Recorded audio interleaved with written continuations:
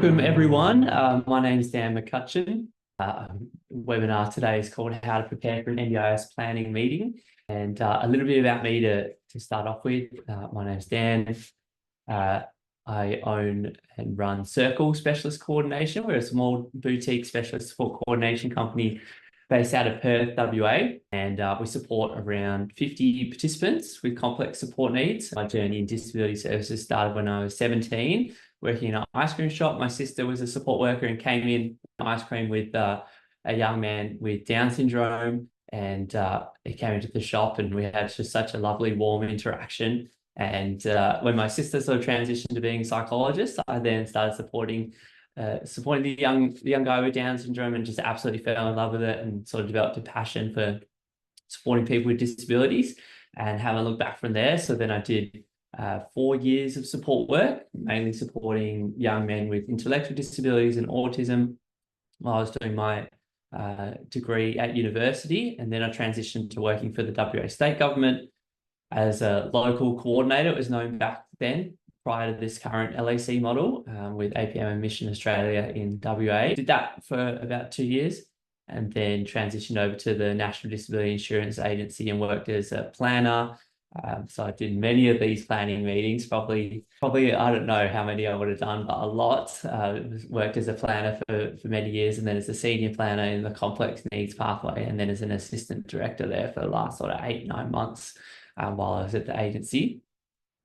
Which was fantastic. Really gave me a view and a lot of perspective from the NDIA side, and now working as provider. Obviously, I've been on sort of both sides and worked for state and federal government and a number of different providers, working for Directions, Identity WA, I've worked for Alzheimer's WA, My Place, and then so that was sort of my journey, and then decided I want to start my own thing and started Circle in February of last year. I think we started supporting our first family. So yeah, it's been fantastic. That's a little bit about me. And I think, the webinar today, how to prepare for an NDIS planning meeting, particularly with the focus on scheme sustainability at the moment. I think this conversation around how we can get the best outcome out of planning meetings, both as participants and families, but also as providers, and myself as the support coordinator, I've been thinking about this a lot. How can we best support families to get the best outcome and to be prepared? Because I think you've only got that hour or 2 hours to make an impression and get all your evidence across, and for the participant to communicate their needs in a sort of clear and concise way. And if we can help participants and families to best prepare for that meeting, it definitely helps the outcome. I know that from being a planner. The easier we can make it for them, and the more clear and concise, and it's an evidence-based scheme, the NDIS, so the more we've got our I's dotted and our T's crossed, or whatever the saying is, then that definitely increases our likelihood of getting a good outcome. So what are we going to cover today? We're going to cover what's the purpose of the NDIS, just sort of brief high level, the NDIS planning conversation itself, so the NDIS planning meeting, the importance of preparation, what I was sort of referring to in the last slide, better preparation definitely equals better results. Gathering supporting evidence from providers and therapists, carers, from the participant and family themselves, and making sure all that evidence sings the same song, if you like. It's all aligned, and the recommendations echo each other's. Identifying disability support needs. So that might be through the morning, evening, in the community, therapy needs, having a think about that. Developing goals, primarily for the participant and the family. Obviously, the participant's goals, so best that they come from the participant, but also for the support coordinator, like ourselves, and the therapists around the person, even the core support provider, being aware of those goals. And so everyone's pulling in the same direction and reflecting that in our reports that we send to the NDIA before the planning meeting. Definitely, that's another key strategy we can take to increase the chance of getting a good outcome. And then once you've got those goals, aligning them with NDIS support categories, which we'll talk about a bit more. That's speaking that NDIS language, translating that into NDIS lingo. Effective communication and what questions to ask, so how to sort of approach the meeting in terms of communicating with the planner or the LAC, and what questions and prompts might be good to just have in your head as a participant, family member, and also as a provider, to ask the LAC and ask the planner. And we'll sort of finish with a bit of a case study of Kate, a participant, and we'll talk through how she approached the planning meeting and how the providers best supported her, and a hypothetical outcome she got from a planning meeting, and then what to expect afterwards. So what happens after you receive your plan? How will this be communicated to you? And what are your sort of next steps, and what are your options as well? Let's get into it. So the purpose of the NDIS is first and foremost social and economic participation of people with disabilities. So supporting people with disabilities to be included more in the community, to participate more in the community, to make friendships and community connections, and they form safeguards, as well as pursuing voluntary and employment opportunities as well, which has sort of a dual benefit, not only for the person with disability, but also for their family members and also for the community at large as well. Capacity building, early intervention, and then reduce reliance on support in the future. So that's sort of speaking to the whole philosophy of the NDIS is early investment in people, particularly as children, but also as young adults and adults as well, particularly if someone hasn't had access to therapies and things early on in life, investing in someone, helping someone to build confidence and independence and build those skills so that that person can have that self-efficacy and learn the skills to do more things for themselves, and then they'll be less reliant on funded support through the NDIS in the future. So again, that's got a dual benefit of the person with disability becoming more independent and making more decisions and taking more control in their life, and then also the government will save money by reduced reliance on funded support in the future. So yeah, that's a philosophy behind the NDIS really. Increased support for carers is one that's probably not spoken about as much as it should be. But obviously, if people with disability are becoming more independent and pursuing more employment opportunities, that's going to enable carers to have decreased caring responsibilities. Carers and family members are going to be able to go back to work.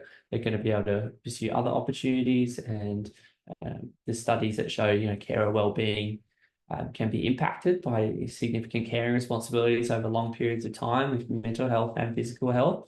So yeah, obviously the NDIS will take some of that strain from carers as well.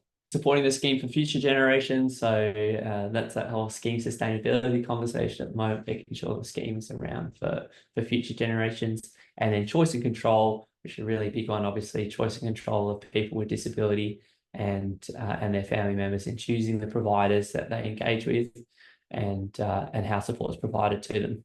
So the NDIS planning conversation itself, or the meeting itself, the NDIS planning meeting, back when I was a planner around, I think 4 or 5 years ago, most of the meetings were face-to-face. But nowadays, I think vast majority of them are through Microsoft Teams. Some LACs, I think, still do some face-to-face meetings, which is awesome, and it's always good to have a face-to-face meeting. But yeah, majority of them are via video, via Microsoft Teams. So the approach there will be, if you're a participant, you want to be prepared to talk about your current situation and what your needs and your goals are. Providers hopefully have written a report prior to the meeting and be prepared to talk through that report and any recommendations in there. And then the planner will then sort of, it'll be a back and forth conversation between the planner, the participant and family member if they're in there, and providers, and sharing information. And the planner will also have sort of a list of questions, or the LAC probably on their Service Pro that they're typing there, that they've got to run through each time they do a planning conversation. So they might ask questions about informal supports around the participant in terms of their family and friends. They might ask about support needs, goals, any risks or challenges and barriers, those sorts of things as well. So they'll definitely have some conversation prompts. In regards to who can participate in the meeting, obviously the participant is central to the meeting. They definitely need to be in that meeting. Participant can choose to bring in a family member or an advocate as well, if they like. And then sort of paid supports, generally a support coordinator would sit through the planning conversation, and there might also be a therapist or two to talk through therapy-specific recommendations like an OT or a physiotherapist. It's really up to the participant who they want to invite to the meeting. And some people feel more comfortable with a smaller group and can ensure that their voice as the participant doesn't get lost in sort of a sea of professionals. And other people like sort of all the people that support them in their support team to be there to make sure that their unique perspective as a therapist and their recommendations are communicated to the best of their ability as well.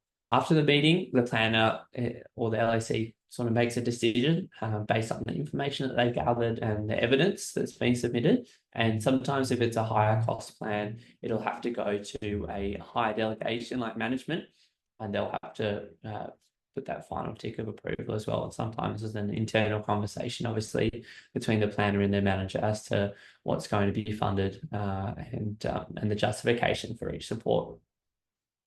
So yeah, the planning process is sort of preparation in terms of getting access to the NDIS, and then preparation leading up to the planning meeting. Then there's the planning meeting itself. That's the second stage. And then the third stage is plan implementation. So implementing the supports in the plan and linking in with providers. Importance of preparation, just to bang on about that a bit more, as it is so important. Supporting evidence. So that could look like an up-to-date functional capacity assessment, usually done by an OT, but can be done by other therapists as well. Support coordination report, maybe a carer statement. Participant might come with some written information about their goals and what they want to achieve. That's really helpful. Some information from therapists, usually in a functional capacity assessment, around disability support needs. So what's the participant's support needs throughout the day, in the community, at home, in the morning routine, the evening routine, out with friends, at work, different circumstances and different situations. And then aligning those needs with the NDIS framework. So I think I mentioned it previously, like talk the NDIS language, make it easy for the planner. That's a big tip as well. So when you're talking about those needs, say, I think I just mentioned employment, pursuing a goal of employment. Okay, well, translate that into the NDIS framework. So that might be finding a job, keeping a job budget. So looking at the pricing arrangements and price limits and the different support categories, and starting with disability support needs, and then translating that into the NDIS framework to make things easy for the planner when they're building a plan. And then noting positives, and achievements so far, particularly if it's like it's not your first plan. So what happened in the previous plans and what's been achieved, and also noting any challenges or barriers or risks. And then leading on from that, if there's any changes needed to the plan, that's a good sort of conversation segue. So supporting evidence, it could be medical reports from your GP, neurologist, any specialists involved in a participant's care. Assessments, functional capacity assessment is sort of the gold standard that the NDIA like to look at. So it's a really comprehensive assessment, usually done by an OT, but can be done by other therapists. And that'll sort of provide a holistic view of the person and their history, dating back to childhood, and their family members, their informal connections, their paid supports, and then finish with a recommendation section across the whole core budget, capacity building budget, and the capital budget towards the end of the document. And that's that, again, making that easy with that recommendation section towards the end of the functional capacity assessment is going to be really helpful for the planner. Provider reports, so obviously your therapist, support coordinator, but also your core support provider that's actually providing the support work. If they have progress notes, or they can provide a bit of a summary saying, we supported this participant over the last 12 months. These are the goals that we've worked towards. These are some of the barriers that we've had. And this is how we're sort of planning on supporting the person going forward. That's really helpful as well. Carer statements, we've just supported a few families to do carer statements, or carer impact statements, they're also called.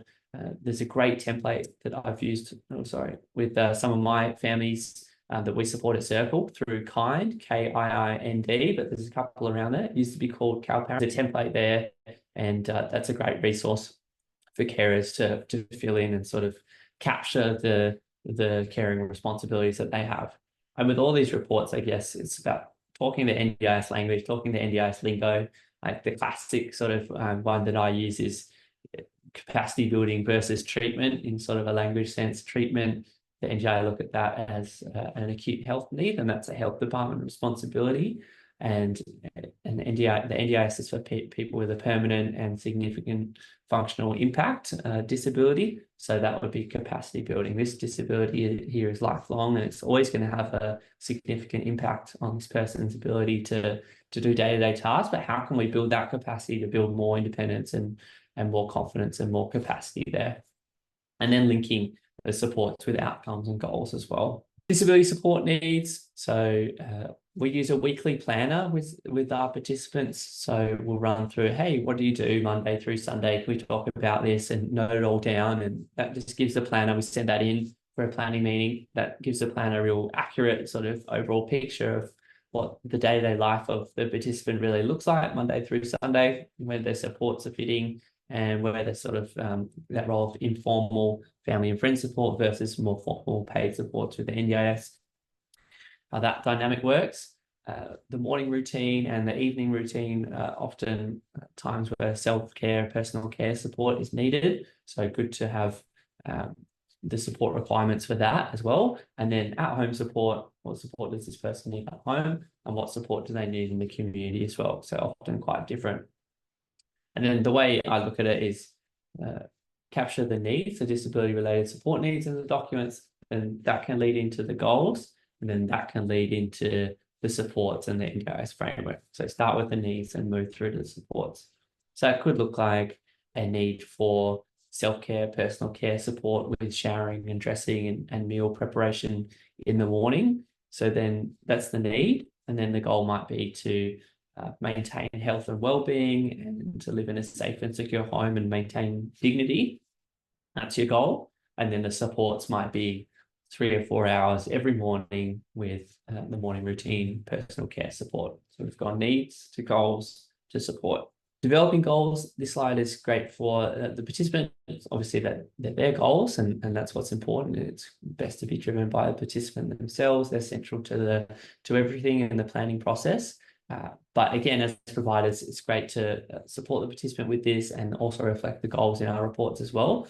So it starts with self-reflection, I guess, as a person. What do I want my goals to be for the next 6 months, for the next 12 months, for even long-term, 5, 10 years? Like, it can be really hard to think about that long-term vision. But I think it's really important, because then from your long-term vision, this is how I look at it anyway, do that self-reflection piece. You say, where do I want to be in 5, 10 years, that long-term vision? Then you create long-term goals.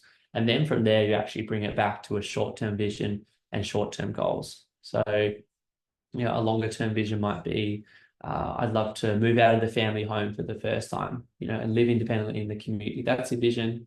Your long-term goal is to move out of home.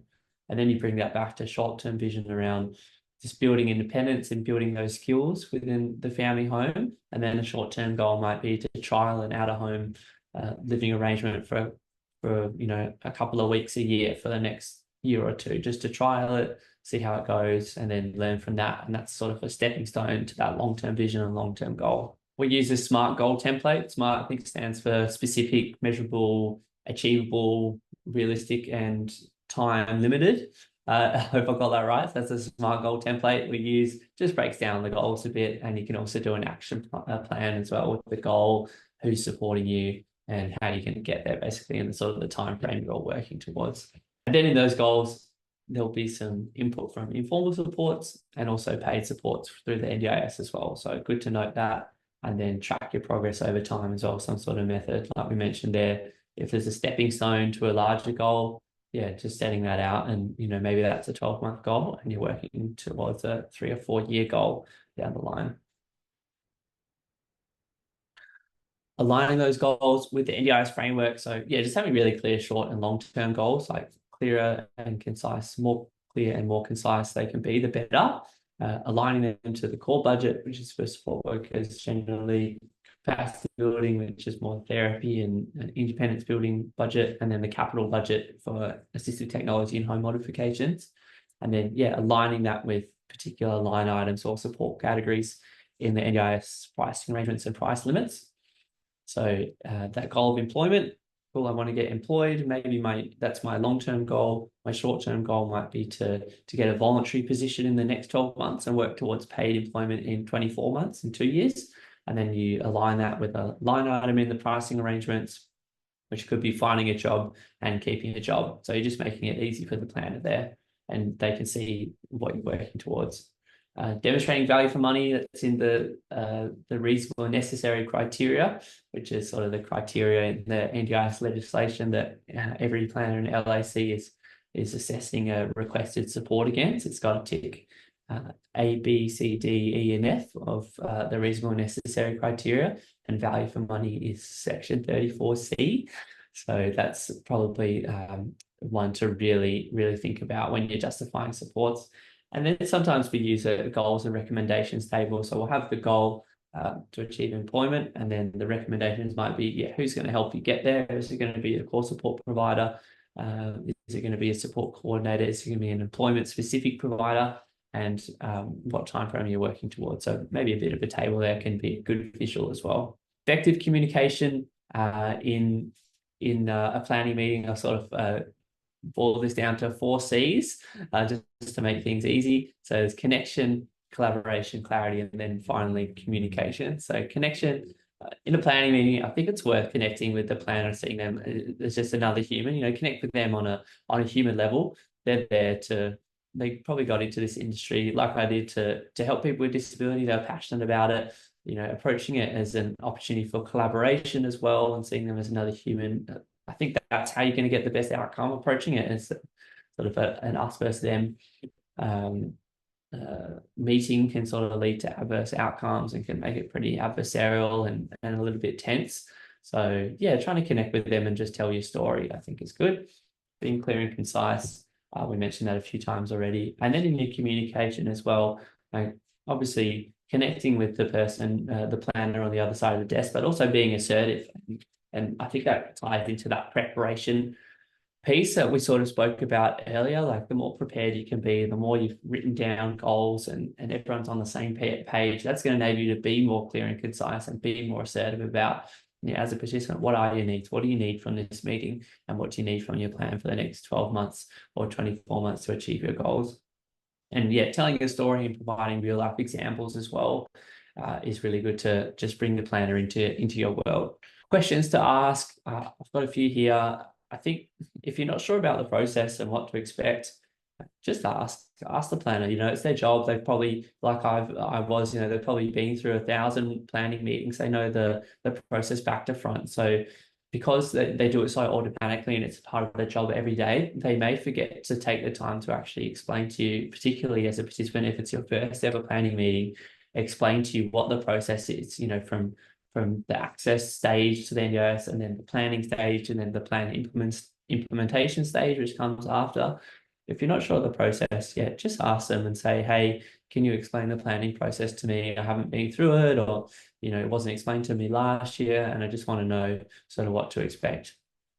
Some other questions I've written here that I think as a participant and as a provider, even, don't be afraid to ask this. If the planner asks you as a participant a question and you're not sure how to answer that, or it's something related to your physiotherapy or your occupational therapy, or something that the support coordinator might be best placed to answer, and you don't want to answer it, or you don't feel like you're the best person to answer it, feel free to say, hey, can you ask my team that question?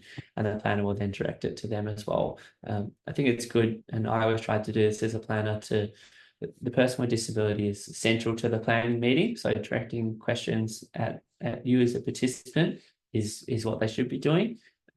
But then, as a participant, if you think someone else is best placed to answer, don't be afraid to say that either. And if you don't understand anything or something, just say, could you let me know if you have, to repeat that, or could you say that in a different way, so you can understand it in a different way. And then, yeah, towards the end of the meeting, I'd also ask the question, is there any more evidence we can provide?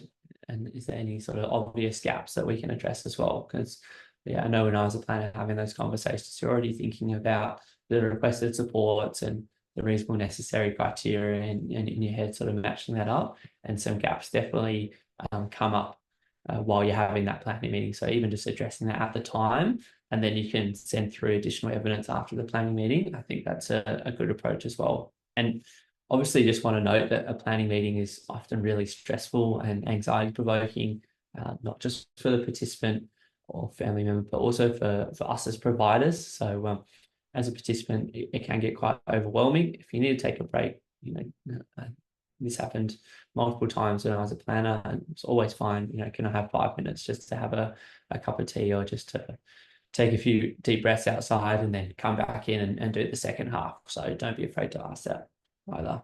Now we've got a bit of a case study for Kate.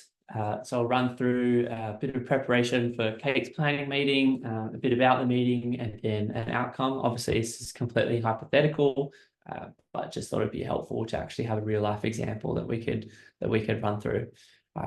So Kate, she's a 60-year-old woman diagnosed with Parkinson's disease, which is a progressive neurological condition. She's living with her partner in their family home.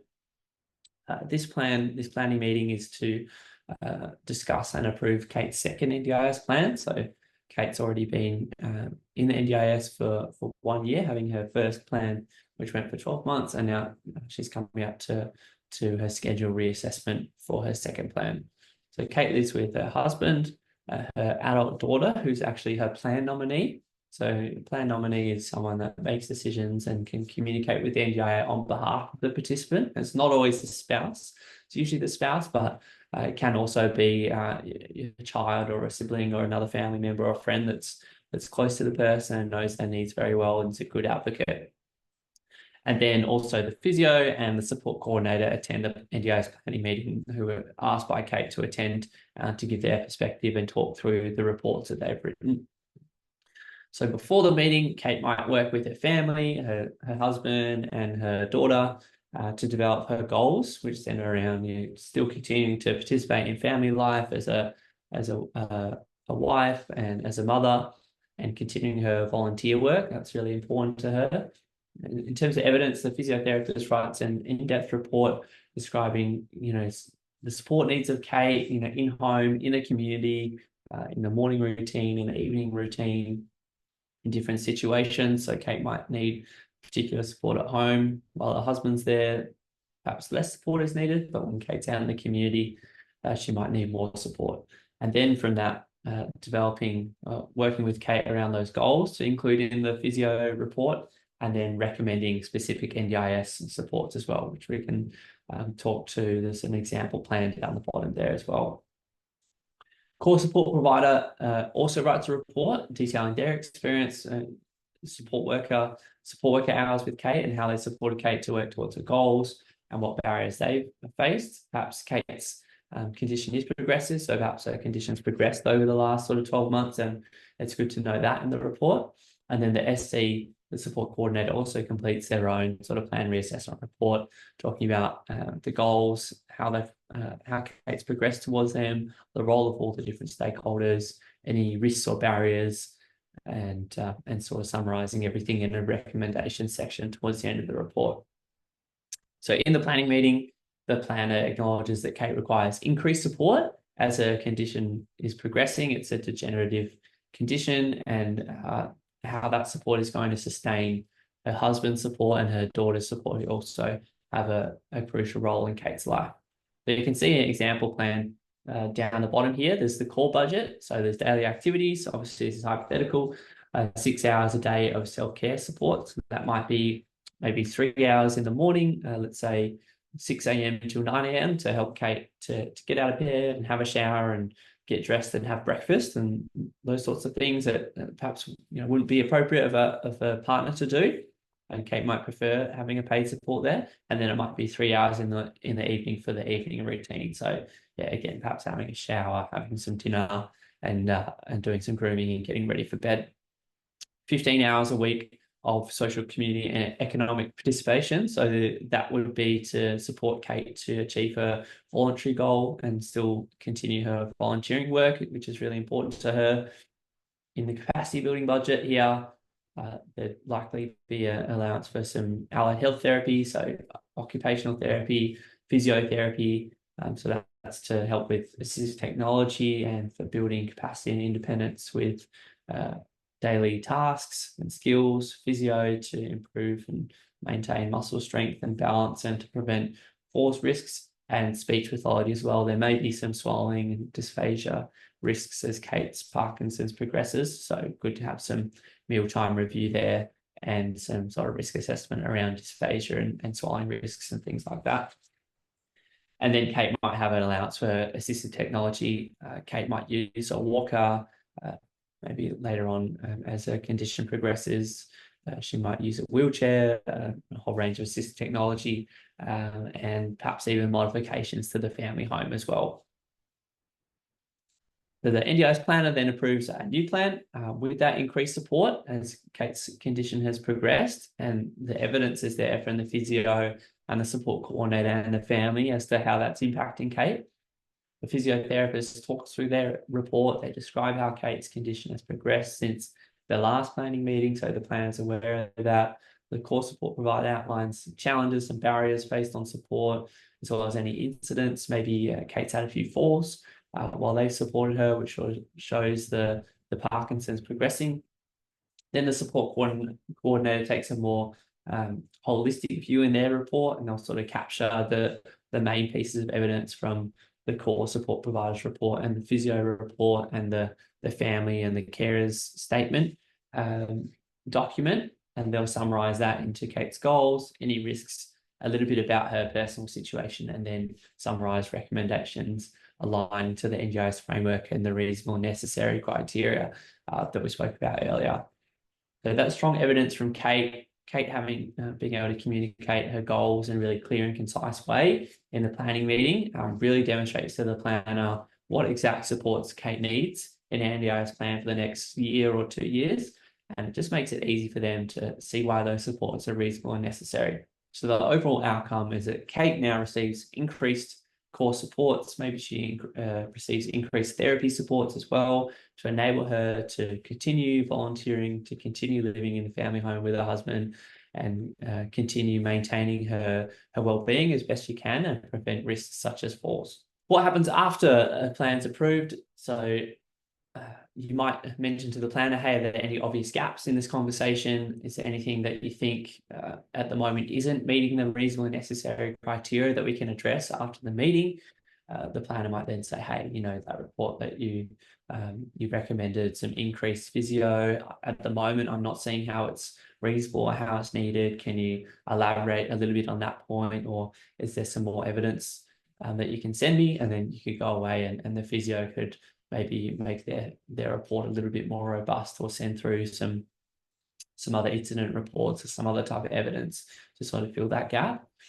And then it's about waiting to receive your NDIS plan either via post or email. It'll come through usually to the participant or their decision maker, or you might get a plan implementation meeting as well, which doesn't happen as often as it used to. But we've got one with a family next week, a plan implementation meeting where you're catching up with the planner or the LAC. Usually your support coordinator will come and you talk through all the supports in the plan, how they made those decisions, and you can also ask questions about any declined supports and why they were declined. Once you've got the plan as a participant family member, sharing it with providers and with your support coordinator, if you feel comfortable doing that, is usually helpful. It just means that everyone can sort of get on the same page and everyone's working towards the same goals. And then the support coordinator, generally a best practice is to sort of have a meeting with the participant family member, maybe the providers that are involved in their support as a support team, as a collective, and say, run through the plan. This is what's been funded. These are the goals, for Kate, and this is all like individual roles within making that happen for Kate. Is there anything that we need to talk about, need to discuss, and just to make sure everyone's sort of pulling in the same direction to help Kate to achieve her goals. And then if you're not happy as a participant and family member, you don't feel that the plan meets your needs, there is always the option to request an internal review, which is known as a Section 100. So there's a Section 100 form, which is available on the NDIS website, and there's some sections there. I think it says, what supports were you requesting or expecting? So you might list there the ones that you've requested, or the ones that were listed in the reports from the support coordinator or the therapist, and then why were you requesting them, and then you can list some sort of information about your current situation as well in there, and sign it, and then send that off to the inquiries at ndis.gov.au mail inbox there. So it's always an option if you're not happy or you don't feel that the plan meets your needs. It is you're right. You always have that right to review. So that is that's all we had time for today. I'm not sure if we can ask any questions, Elle, in the chat. I think, oh, here we go. We do have a chat here. So if anyone had any questions on that, please send in the chat. I'm not sure if you can unmute and ask questions, but feel free and we can talk about them now. Oh, hi, Rebecca. Hi, sorry, I had trouble taking my video off. I was just going to No say, worries. I don't have any questions, but I was going to say thank you so much because I'm a social work student on placement in a disability social work practice. And Hammer's Edge, like, I can see in the background. Yeah, I know Twin. Yeah. I was going to say it's really good because it kind of aligns with what we've been learning at the moment. I've been writing some functional capacity assessments, so it's really great. It took some notes and I feel like it's just, solidified my learning so far. And also that your podcasts are great. I've been listening to them in the car on the way to placement. Oh, thank you. So thank you very much.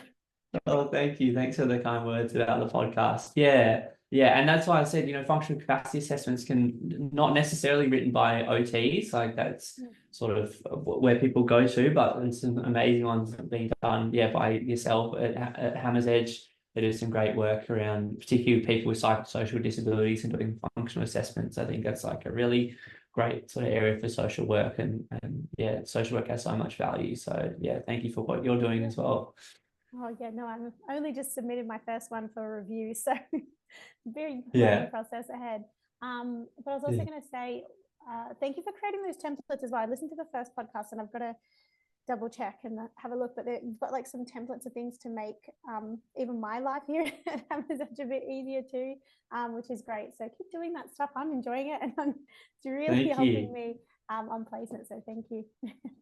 Oh, that's so good to hear. Yeah, thanks, Rebecca. Appreciate that. Are you? Hi, good morning. How are you? Good morning. Hi, Hoden. How are you? Good. How are you? How have you been? Good, thank you. Good, thank you. Just wanted to say thank you for having us, and I really appreciate all the tips and tricks that you've been giving us. There was a template that you saying that was about us providers to write about, participants that can help also support coordinators submit what's it called, plan review and all that. Could you please send us that to our emails if you don't mind? Of course. Was that the carer statement? Template? Yeah. Of course. Yeah, we can send that out. We can send that out to all the attendees. Yeah, that's really good. You don't have to use that template, but I think it really captures the responsibilities and the impact on carers, and that's really valuable information for the plan or the LAC as well. Oh, thank you very much. Yeah. By capturing, I think, the role of informal supports and non-paid supports, like through family and friends, and I think that then informs what the NDI will deem reasonably necessary in terms of what they're going to fund in the plan and how those two formal and informal supports work together. And I think if you can phrase up the request for funded support as support that's going to sustain caring arrangements for the long term, then that's going to be really well positioned to get through. I think, we'll definitely send that out. Thanks, Hoden. Thank you. Okay, thanks so much, everyone. Have a great weekend, and thanks for tuning in. Really appreciate it. Hope that was helpful. Thank you. See ya. Bye. Thank you. Thank you. It was helpful. Thanks so much.